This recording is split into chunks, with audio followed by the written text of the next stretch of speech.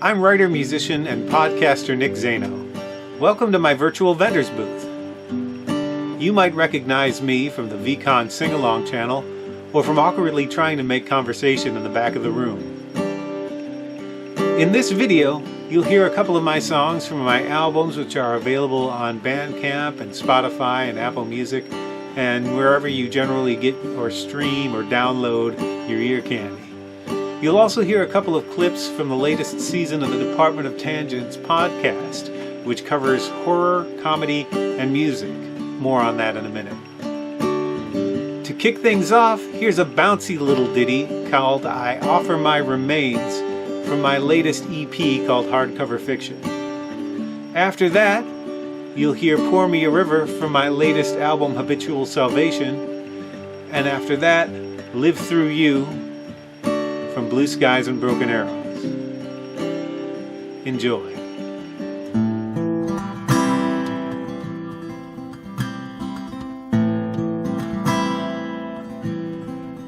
Now that I've worn down every part,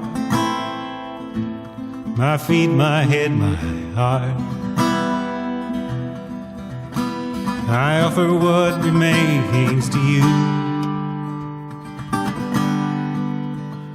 Do with them what you will, however they might move you. Tie me in a paper box, and would that I might see you through. I offer my remains, never may remain. I offer my remains to you.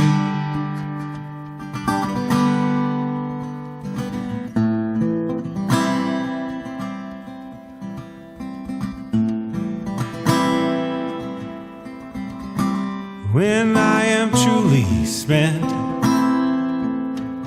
and untie the tether, I offer my remains to you. And if I am unbound, undone and tattered,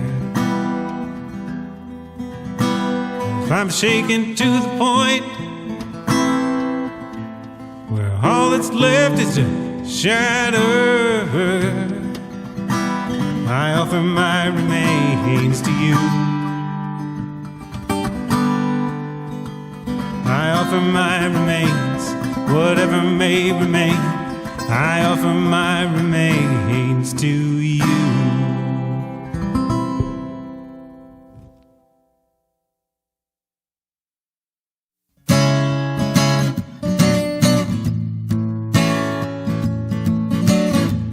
Come along if just for the ride, and I'll stay with you all night. Leave these gods and goddesses and the worn out shores. We got nothing but ourselves to live for. And if we drown, so be it. I'm not afraid of what comes next. So pour me a river, I'll drink it all and never miss a drop of you. Pour me a river, I'll swim it all till I've got the last of you.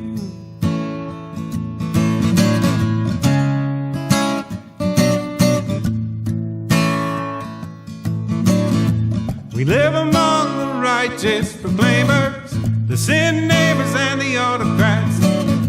They come with their hooks and I brush them off our backs. I need you to know, I need you to trust that we are ocean enough to dissolve the dust.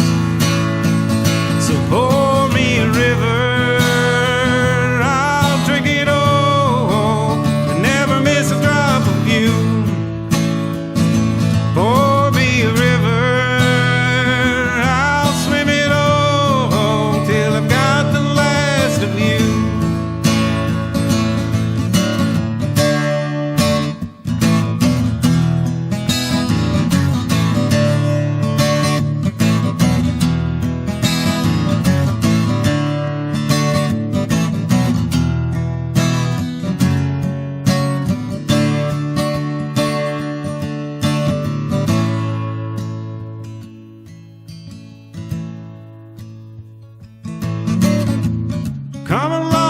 just for the ride. Let me convince you it'll be alright. God makes a tablet of stone when we make our love our own. And if we die, so be it. I'm not afraid of what comes next. So pour me a river, I'll drink it all. I never miss a drop of you. Pour me a river, I'll swim it all till I've got the last of you. Pour me a river, I'll drink it all and never miss a drop of you. Pour me a river, I'll swim it all till I've got the last of you.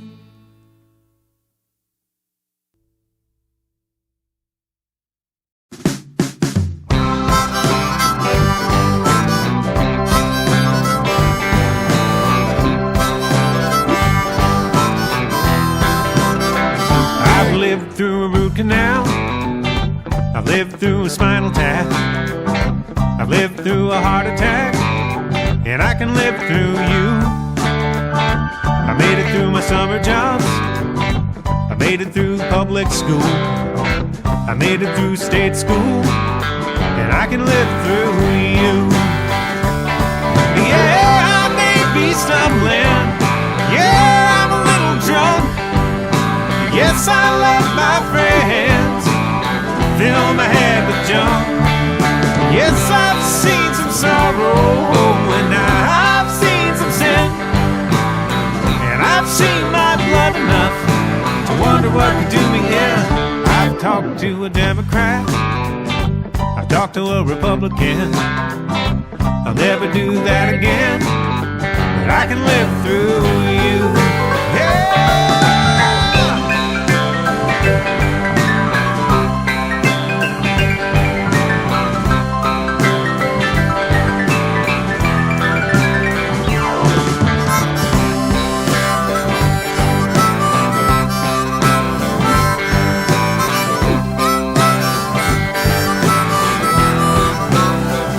I've lived in small towns, and I've lived the city life, the subtle trauma of suburban strife, and I can live through you. I made it through gym class, I made it through the school dance. Neither gave me half a chance, but I can live through you. Yeah, I may be stumbling, yeah, I'm a little drunk. Yes, I let my friends fill my head with junk. Yes, I've seen some sorrow and I've seen some sin, and I've seen my blood enough to wonder what could do me in. I made it through my first kiss, and I've caught some cold fish. I might have a death wish, but I can live through you. I can live through you. I can live through you. I can live through you.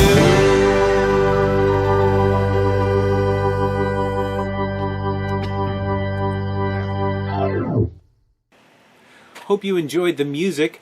You'll find links to all that stuff somewhere in the vicinity of this video. I'd point to them specifically, but right now I exist in a virtual construct with no real sense of time, distance, or direction.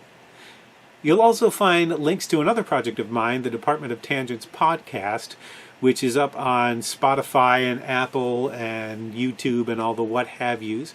I just released a 6-episode season which features comedians Josh Johnson and John Reinman, as well as musicians Janae Halstead and Rob Kovacs. But since this is a horror convention, I'll focus on the gory details.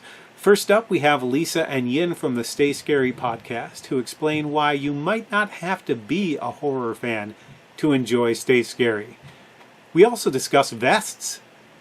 The podcast, this Stay Scary podcast, you've described as, see if I get the tagline right, as a silly podcast about serious horror. Yes. And there's a lot of laughter on it. That's the vibe that you go for on the podcast. Right. There's a lot of humor in it, even describing the depths of the sickest things we can think of. You mean like Human Centipede, Nick? Remember when we talked about Human Centipede? Yes. Yes. What made that your approach to a podcast? Well, when I was originally thinking of doing a podcast, and that's our mutual friend Felicia Ryan had her podcast. Hi, Felicia, and sort of talked me into taking the podcast class with Heather McNamara. And that's where I met Yinh. I knew I wanted to do something to do with horror, because my favorite podcasts tend to tackle the worst of human foibles in a humorous way. Most people know my very favorite podcast of all time is Last Podcast on the Left. In fact, I've got my last podcast on the left, denim trucker vest draped over my chair here. Oh, it's dope. You got to see it. It's really cool. Look at that. Ooh. Yeah. I want that Satan to bend me over. Yep. Just like in the video. I want to. Yeah. I don't think I could pull off a denim vest. I didn't think I could either. I didn't think I could either until I bought it, and then I was just like, you know what? I'm gonna be a trashy murder junkie in this vest. But so getting back to my point is that I definitely wanted it to be sort of humorous, because I think fandom podcasts tend to sometimes be a little dry and a little snobby and a little like comic book store guy. And I wanted to take it from the perspective that it's fucking fun. Horror is fucking fun. It's funny. And when you find like your people, as you were saying before, were you able to bond with people? I haven't really been able to bond with people until later on. And in creating this podcast and realizing how many of my friends and sort of people in my universe are willing to get down with horror and laugh and be wholly inappropriate about it. That's the one good thing about the podcast is that even if whoever we have on isn't a horror aficionado, there's ample room for participation, because I don't think that we stick to just the like technicalities in the movie or in the plot, but we also take whatever is happening in the movie and we're talking about very relatable things.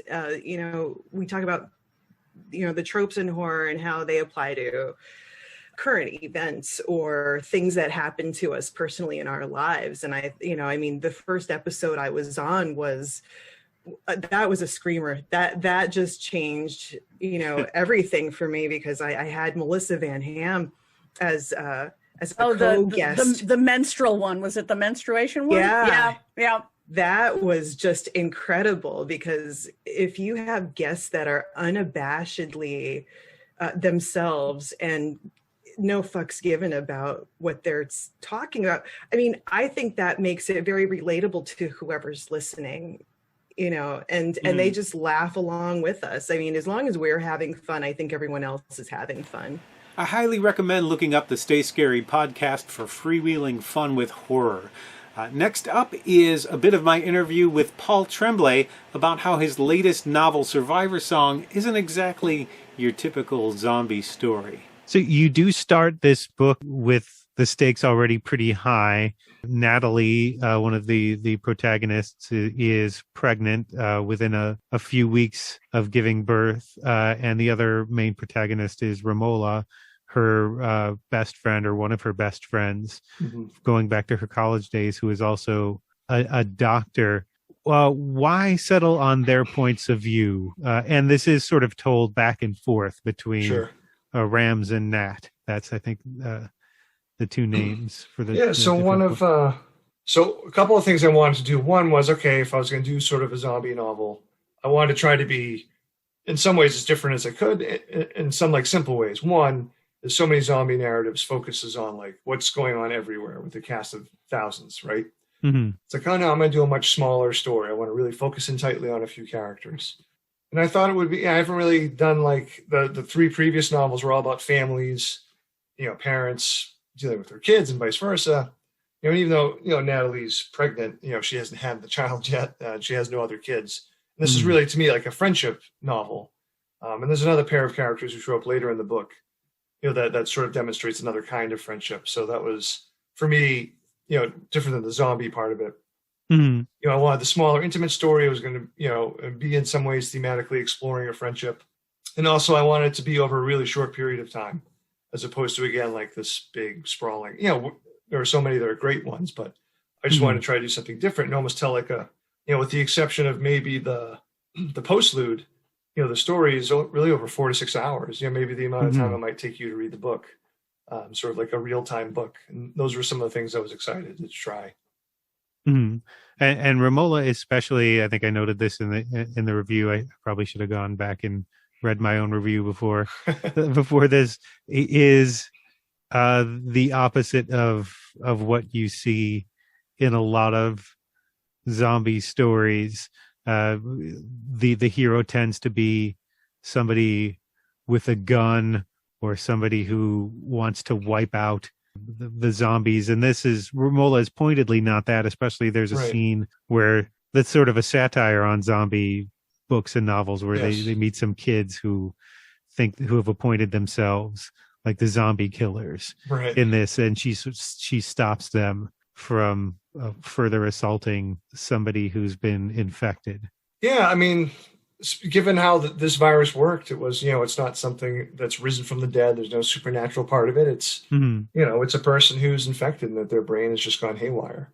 Now, granted, you don't want to be infected. You don't want them attacking you and biting you and stuff like that. But at the same time, she's there to say, hey, this isn't a video game. This is, it's a person.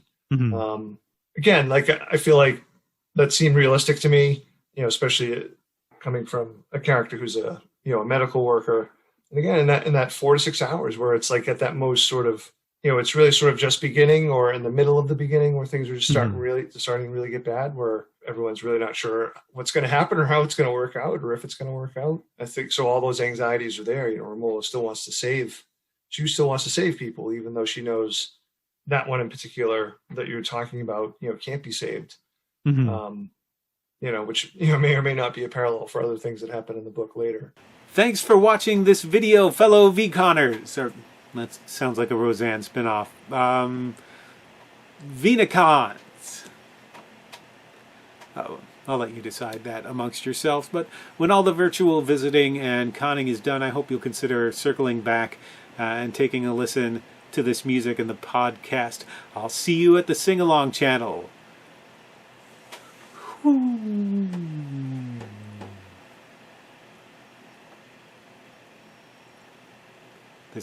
This is supposed to fade.